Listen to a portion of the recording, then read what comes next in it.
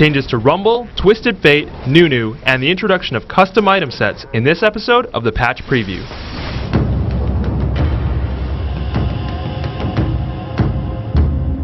Hey Summoners, I'm your host Pwiff, here to discuss some of the big changes and updates coming with this patch. Joining me will be two of our developers, RJ Combo and Morello. I'll kick things off with RJ Combo to discuss custom item sets. Can you tell us what this new feature is all about? Custom item sets are pretty much exactly what they sound like, and this has actually been one of the most requested features by players for the item shop. We've built a new interface into the summoner profile of PvPnet that allows you to create custom item builds. Those builds will then appear in the recommended tab of the item shop in-game. When you're creating a build, you can associate it to a specific champion or multiple champions, or even all champions, as well as which maps they can be used on.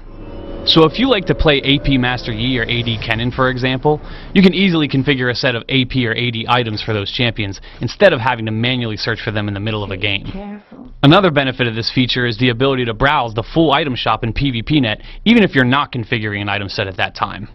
I'd also like to add that, for now, the item sets are stored on your local machine only, but we're committed to adding server-side storage in the future. Once that happens, you'll be able to log in on any computer and still have access to your item sets. Awesome! Very exciting times for all of the AD Kennens and AP Gangplanks around the world. Thanks for coming out, RJ. Sure thing. Thanks for having me. Alright, let's shift this discussion over to balance changes. We'll start with Rumble. Known for being a huge bully in lane, we're toning down a lot of Rumble's base spell damage, but we're giving him bigger incentives to stay in the danger zone. What will this do for him overall?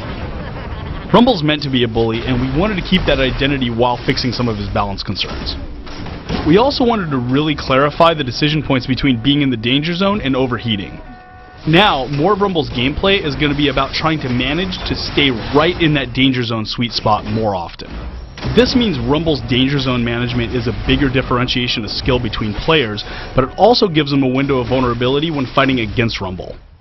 Another strong champion we're targeting is Twisted Fate. Stacked Deck is trading its passive cooldown reduction for more attack speed, and Destiny is getting an increased cooldown at early and mid levels. TF is notorious for his high skill cap and ability to apply incredible early to mid-game global map pressure. So it seems that most of these changes are focused on lowering some of that power. What was the thought process here? I really wanted to take the time to highlight the TF changes today, because depending on your level of play or your experience, TF might be seen as wildly overpowered or not a worry at all. By removing the CDR on Stacked Deck, we can take away the appropriate amount of power from TF to nerf him without hitting a bunch of his core abilities.